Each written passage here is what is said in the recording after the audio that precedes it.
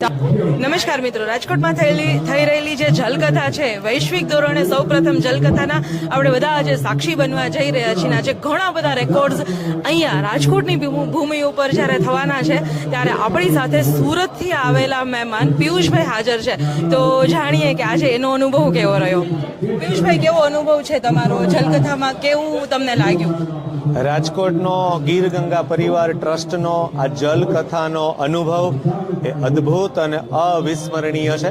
આ કથા માત્ર રાજકોટની ન રહેતા વૈશ્વિક કથા બની છે, કારણ કે 21મી સદીના યુગ વક્તા, યુગ લેખક અને યુગ કવિ કહી શકાય એવા શ્રદ્ધેય ડોક્ટર કુમાર વિશ્વાસજી, જે અપને અપને રામથી ઓળખાય છે, એ અપને અપને શ્યામ કી કથા લઈને, એટલે કે કૃષ્ણના જીવન પ્રસંગો લઈને 3 દિવસ માટે 15, 16 અને 17 ડિસેમ્બર જ્યારે ગીર ગંગા પરિવાર ટ્રસ્ટના આંગણે આવ્યા છે, ત્યારે ગૌરવ માત્ર રાજકોટ વાસીઓ નહીં પણ સમગ્ર ભારત લઈ શકે એવી આ ઘટના છે. અને રાજકોટની ગીર ગંગા પરિવાર ટ્રસ્ટ નામની આ સંસ્થા જે પાણી બચાવો અભિયાન અંતર્ગત કામ કરી રહી છે, ત્યારે આ સંસ્થાના આયોજનની આ કથા છે.